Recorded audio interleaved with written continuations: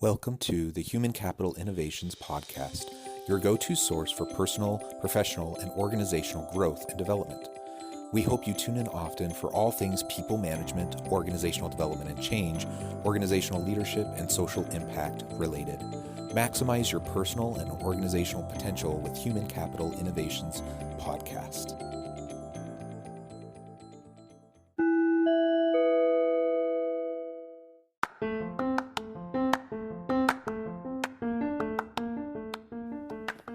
Welcome to the Human Capital Innovations Podcast.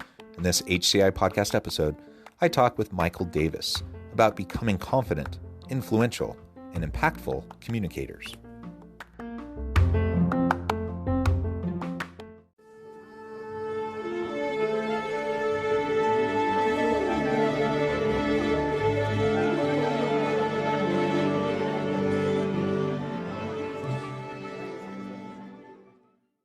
Michael Davis, welcome to the Human Capital Innovations Podcast. Thank you, Jonathan. It's great to be with you. Yeah, it's great to be with you today. I'm super excited to have this conversation.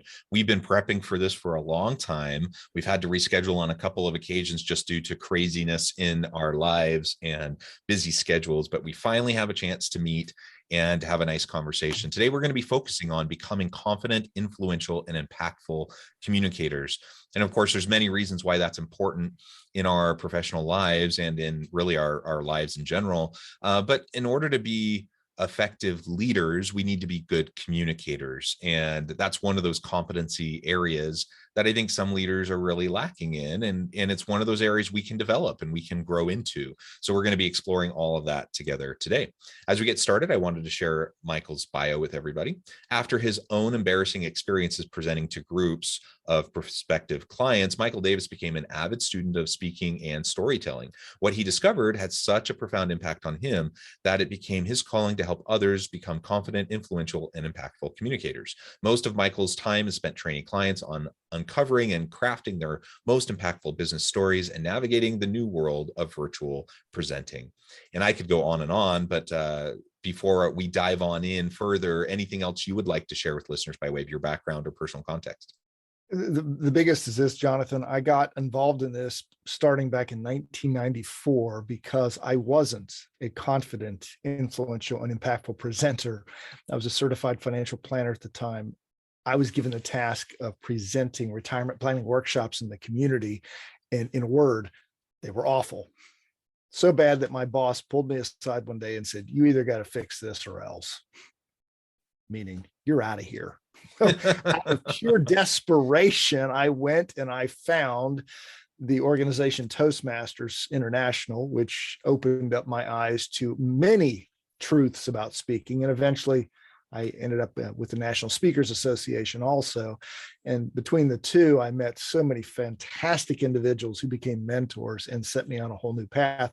And as you said in my introduction, I knew it was my calling. I had to leave what I was doing before, which was a nice job that I liked, but this is what I'm supposed to be doing.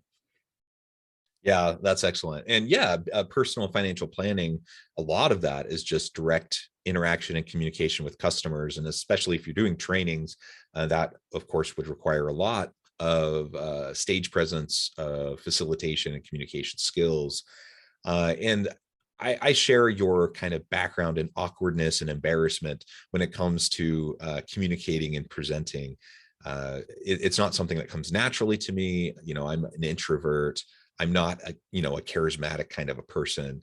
And so, I'm not the type of person that would walk into a room and just like command the room and the attention of everyone in there. And I've had to grow into my ability to communicate more effectively and to present more effectively. And in fact, when I got into the HR area, it was really training and development that first caught my attention and what drew me in wanting to work with people and helping them to be more effective in what they do. And, over the years, I've had the opportunity to practice, to hone, to recognize, what my style is, to lean into that style, be authentic, and also kind of build out some of the weaker areas that were limiting my impact that I could have with those around me. You said so much there. If you don't mind, let's unpack that. There's a lot of wisdom, and we could spend the rest of our time just talking about what you just said. Number one, you're an introvert, self-proclaimed. Which do you think makes the more effective presenter? And I realize I'm being extremely general here, Jonathan, but let's just take that.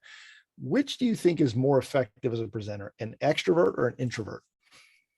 Yeah, I mean, ultimately, it really depends. And let's also clarify that, I say I'm an introvert. It's a spectrum, and It is. people tend to kind of fall somewhere on the spectrum. In different aspects of your life, you might be more of an introvert or an extrovert somewhere on that spectrum, right? I would say, Absolutely. generally speaking, I'm towards the introvert side of the spectrum. But obviously, it depends on the context. So, with that said, as the opening caveat, I think it also depends on the audience, and it depends on the individual and kind of what they prefer. I know for me, as a predominant introvert, I am actually quite turned off by kind of the showy extroversion, kind of quote unquote charismatic kind of presenter. I often don't feel like there's a lot of substance there, and I'm turned off by it. So it's not as effective for me, but I know other people that really love that approach and that style. And so I suppose part of it just depends on the audience and what you're trying to convey in your presentation. Again, very good points. As a general rule, I find that extroverts are harder to coach than introverts. The reason being, and I'm not criticizing, by the way, you are who you are. And if you're an extrovert, that means you have this need to talk. I have some friends who are extroverts and they just got to get it out. The challenge as a presenter and a leader, if you're an extrovert, is, to your point, what's the point? So often people are just talking because they have to get it out, but it's not centered around a central theme or idea. Audiences, they may walk out feeling, wow, I'm pumped up, and that goes away real fast. It's like a shot of caffeine. What's the lingering impact or influence? As a general rule, I find that introverts, who are the folks that tend to sit back and just take everything in, have some of the best ideas. But because it's not in their personality to raise their hand to be the first one to speak, their ideas are often overlooked. Huge mistake in leadership. We've got to give our introverts, our more laid back people, every opportunity to talk, but don't expect them to be the first ones to jump up.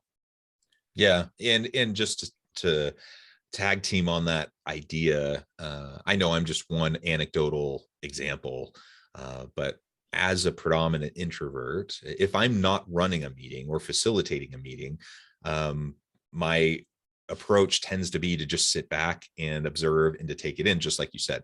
I don't tend to want to speak. I'll speak up if I have something to say, or if there's something I feel like I need a challenge. But for the most part, I'm going to just sit back, observe, listen, get the lay of the land, understand where people are coming from. And most of the time, other people are making the similar types of comments I would make anyway, so I don't feel the need to restate what someone else has already said. And so that tends to be my approach. Now, because of that, like you said, a lot of times certain styles of leaders they'll misconstrue that. They'll think that means I'm not engaged in the conversation, or that I'm not contributing. And while that certainly could be the case, with introverts, it's usually not the case. They're usually very intellectually involved in the conversation and in the meeting, but they're picking their moments. And sometimes you have to draw out what they're thinking from them a little bit, and they're not just going to volunteer it, right? Yes, and it's why leaders have to pay attention to everyone in the room, understand different personality types. And if you were in a meeting and I noticed that 4 other people were talking, you were sitting back, before that meeting ends, I'm going to ask you, Jonathan, anything that you've noticed today, any insights that we haven't heard based on this group discussion? And chances are pretty good you're going to say something, you're going to add some value that no one else has.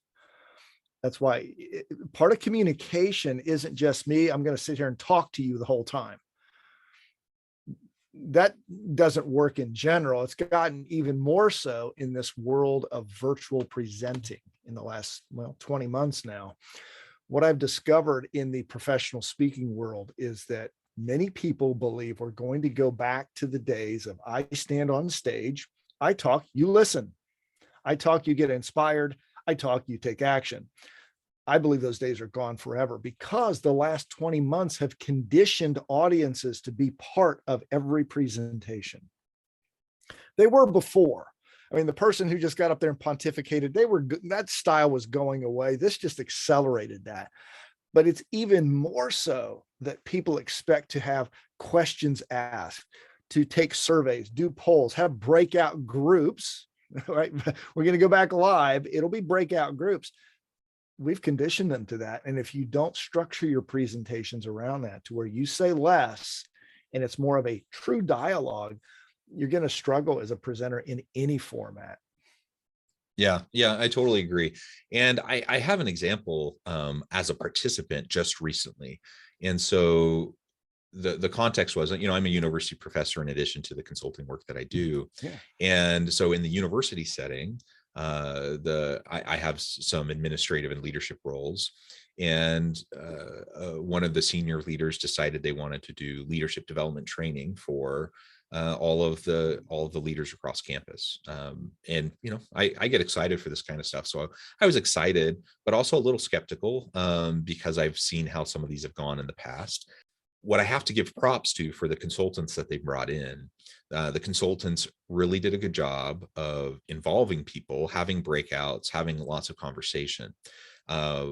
They, in my opinion, erred too far on the side of conversation and breakouts, and too little on like they're the consultants, they're the experts, like sharing some knowledge and wisdom and finding that balance. I felt like they didn't strike the balance. The pendulum swung too far. And so while on the one hand, you can't have like someone up there lecturing and like going through PowerPoint slides, everyone's eyes glaze over, nobody wants to be in that room.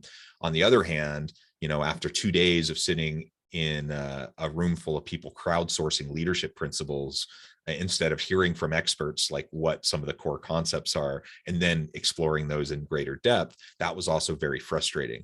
And so we have to find the balance and communicate expertise and share knowledge and wisdom with people, but also get their input and listen to them and give them a chance to contribute. It's not an either or, I guess, is my point. Like, we can do both. We should do both. And if I'm in a setting where I'm trying to impact others and demonstrate my competency to them, then I need to also demonstrate, in addition to my ability to listen and to engage them and involve them in the conversation, I need to also demonstrate my expertise, and I need to demonstrate the knowledge I have and what backs up what I'm saying, research, studies, whatever that is supporting what I'm trying to get at and convey to the people that I'm talking to, right? All very good points. I would make one slight adjustment to what you said, Jonathan, and that is that audiences today don't need us to bombard them with more information. There is a library in their pocket, right? The internet. We can get any piece of information. Some of it's actually true on the internet. What they really want is your perspective on the information, because it's overload. They don't know what to do with it. I mean, I laughingly say some of it's true. There is so much contradictory information that they throw their hands up and they don't do anything. What they want is someone who's walked the same road they have. They have the same experiences, have gone through the potholes of that road, overcome those challenges and had success. They want to know, how did you do it? What was your experience? What's the shortcut you can give me? Yeah. And I completely agree with that. And the way I frame that is that it's my role when I'm facilitating those kinds of conversations and doing a training or leadership development or whatever, I'm the curator of the knowledge and the expertise, right? That everyone has access to. Everyone has access to it. Anyone can Google stuff, pull stuff up immediately. It's not hard to find a whole wealth of information online. The question is, how do you make sense of it? How do you sift through it? How do you synthesize it? And that would then be my role as the curator of that knowledge, to then provide insight and the ability to integrate, and then pull them in and facilitate meaningful conversation around the content that we're discussing.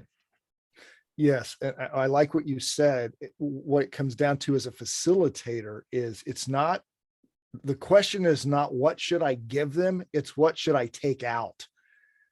This is a big challenge I see in most presentations. They are too filled with information. People walk out of there not knowing what to do. They don't really have takeaways. When I'm working with folks today, my goal is to give audiences at most 3 takeaways. If they use one of those 3, you're lucky, but it's counterintuitive to what most people think. They believe, oh, I've got to give them 10, 15 ideas. They're not going to use any of those because they don't know which one to use. I read a great book years ago called The Paradox of Choice. We think that the more choices we give people, the better off we are, when in fact, it's just the opposite. Studies show there's a certain number, it might be 8 or 10, I don't know. But over that, people's brains shut down. So I try to simplify every presentation. If you just take one idea and take action on it, I've succeeded.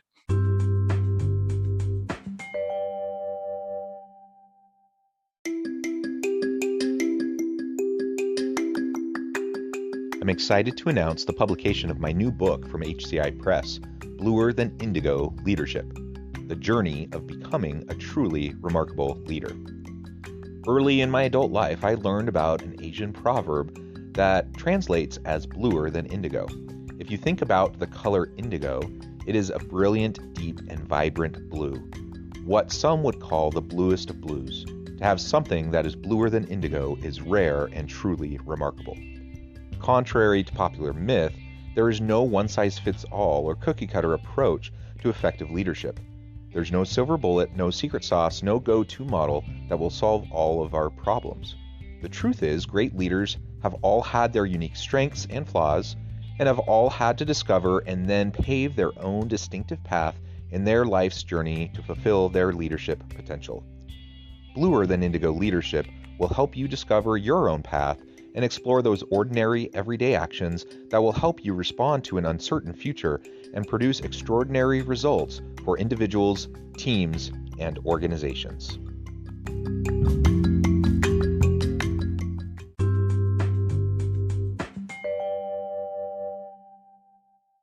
And based on what you said earlier, there's one action from this discussion I would encourage people to take, and that is to know yourself, because you said it took you a while to learn your true voice. The way you do that is repeatedly getting up and speaking. Get in front of that camera, get in front of every group. I don't care if it's 2 or 2002. Repetition will help you find your voice. There's no shortcut to that. Yeah, I love all of that. And something that's you mentioned several minutes ago, and that's kind of reemerged implied in what you've been saying is the short-term inspirational element to a lot of charismatic speaking and extroverted kinds of presentation modalities that is not long lasting. So if we want long lasting impact of what we're trying to communicate to people through our presentations, then we need to hone in and be very clear about what are the objectives about what we're trying to accomplish, and make sure that it's clear and we hit it home very explicitly over and over again what the key takeaways are before people depart. Because whatever motivation people are feeling, whatever inspiration people are feeling, whatever drive to go out and do something new and important in their jobs that they're feeling in the moment when they're with you, either virtually in a live online meeting or in person, that will dissipate very quickly. Within hours, if not days, that will be gone. And the only thing that will be left will be those action items that people know they can take and run with and apply into their daily work life. And if we have a laundry list of things, nothing's going to happen, because that's just, you can't focus on a bunch of things. If we don't have anything because we haven't clearly identified what the core objectives were, then again, people aren't really going to know how to pull out from the training what they should be focusing on. And so we really have to not be overly reliant on the inspirational elements. Now, is it bad to be inspirational in your speaking? Absolutely not. That's a really great skill to be motivational and inspirational, and to get people really engaged and actively involved in what you're communicating. But it will dissipate. It's not enough. We have to then have action items that can be followed up on and assessed over time. Otherwise, nothing meaningful is actually going to change. You're absolutely right. You couldn't have said it better. The key is to give them actionable items that they can do that are slightly outside of their comfort zone, but not so much that they think, well, you can do it because you're special. That does happen. That's why the stories about climbing Everest or overcoming a lost limb, yeah, they're inspirational for a short time, but then I look around and say, well, I'm not trying to climb Everest. And that's why storytelling is so critical in speaking, effective storytelling. This is a kind of a campaign I'm on right now. Storytelling's become all the rage in business communication this decade, well, the last decade. I'm writing my second book now, and the tentative title is Stop Telling Just Any Story. Because what I'm finding is people are out there, they're just telling stories over and over. And the great American actor and director Dennis Hopper said it best: just because it happened to you doesn't make it interesting for the rest of us. And again, it's too much if we don't structure it the right way. A story that's well structured, has emotional components, and teaches a lesson is the most effective business communication tool you have, because it will help the lesson stick, and it will help keep the audience inspired to take the action that they need to take. Yeah, and it something else I found is, if we're playing the long game as organizational leaders, either bringing people in externally, consultants to come in and do these types of trainings or presentations, or we have in-house people that can do these. If we're playing the long game, we want our people to recognize the value of these types of events and these types of engagements. We've all been to a whole bunch of really crummy trainings in the past. And so people tend to be a little bit skeptical when they're asked to come and devote, they're very busy. They have all these expectations, all these KPIs, and now they're asked to spend half a day, 2 days in these workshops and these trainings.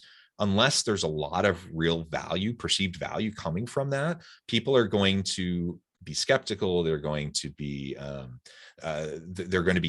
have their defenses up, right? Their walls are up, and the chances of them actually getting something out of it go way down. And so you have to build on successes. You need to have a really good, meaningful training with good follow-up, good assessment over time, where people can actually see, wow, this really made a difference in my day-to-day work life. And then guess what? The next time you do a training, they're going to not be as skeptical. They're not going to be as resistant to whatever it is that you're getting them together to have training on. And it's going to be more effective.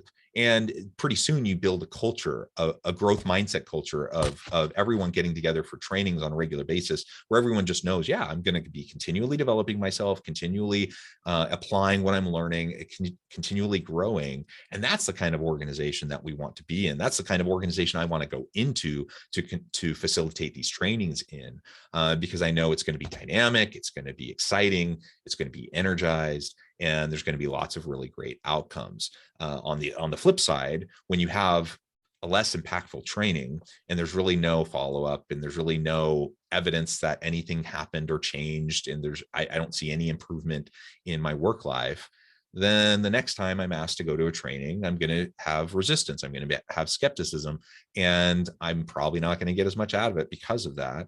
And ultimately that will continue to feed on itself in the opposite direction. It'll be kind of a downward spiral of negative growth culture, right?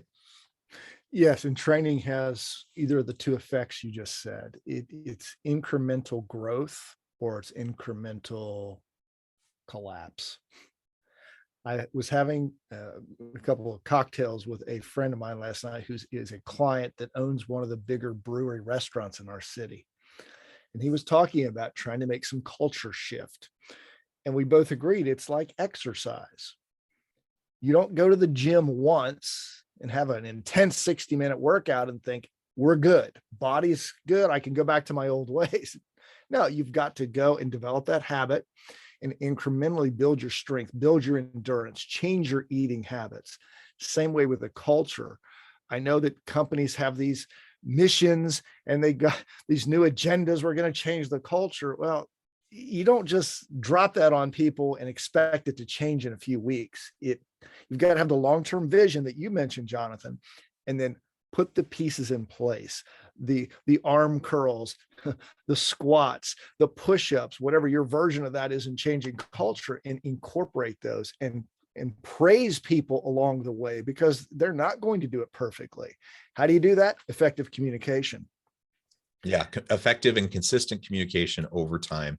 To your point, this isn't a shot in the pan, one-time thing. This isn't something that's going to shift in a matter of weeks. It's going to take months, years, even of consistent communication, consistent reinforcement, consistent follow-up. And if we're not keeping that in mind and always thinking about how are we going to connect with our audience, how are we going to connect with our people to be influential and impactful, then it's going to fizzle. It'll inevitably fizzle over time, and you're going to go back to whatever the muscle memory is, the old status quo, right? Yeah.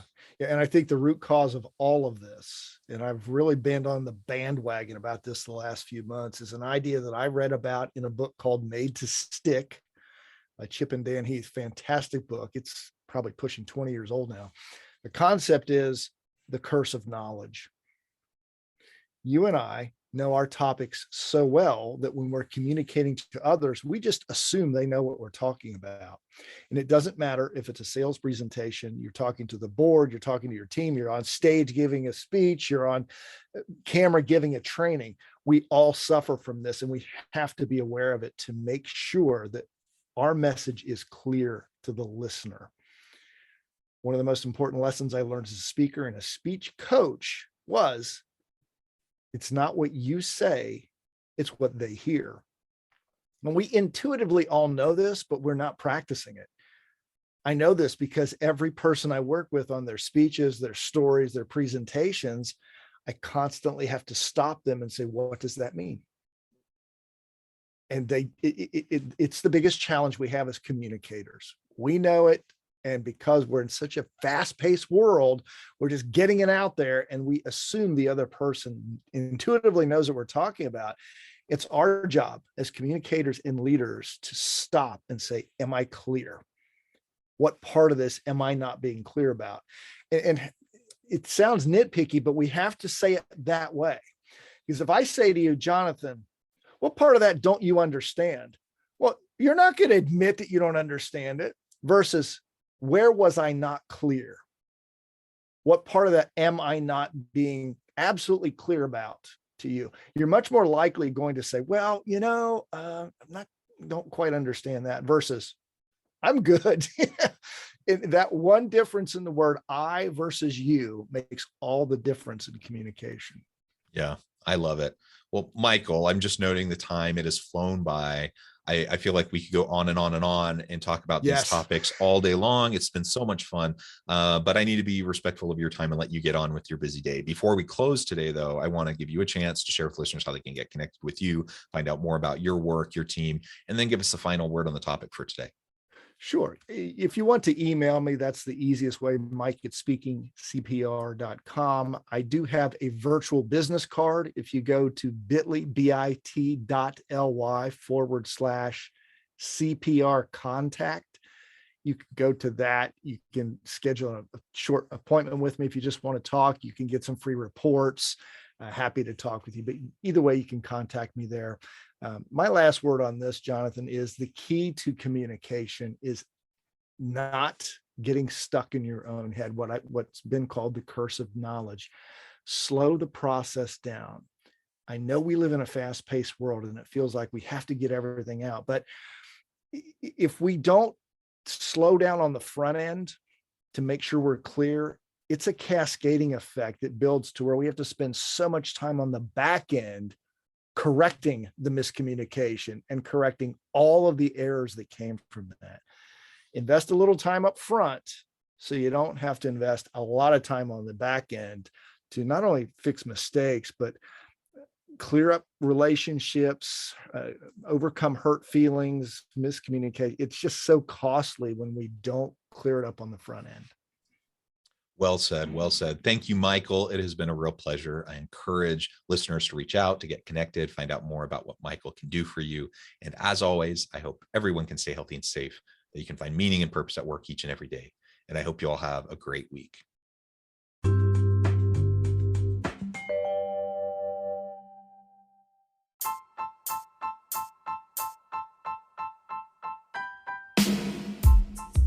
The Alchemy of Truly Remarkable Leadership. Ordinary, everyday actions that produce extraordinary results.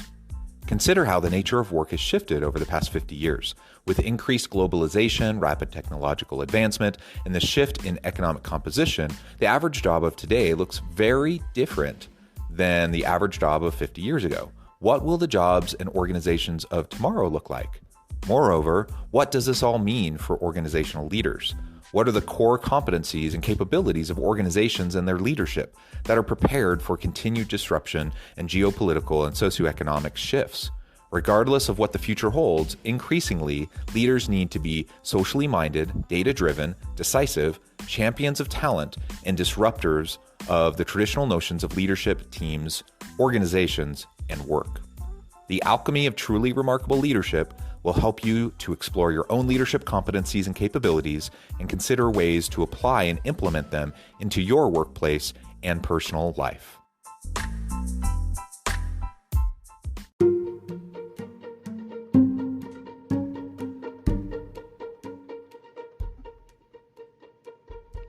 Check out Human Capital Innovations magazine, Human Capital Leadership. Human Capital Leadership is a free, interactive e-magazine with the mission to help individuals, leaders, and organizations find innovative approaches to maximize their human capital potential. We publish issues quarterly in August, November, February, and May. Take a look at the latest issue and let us know what you think.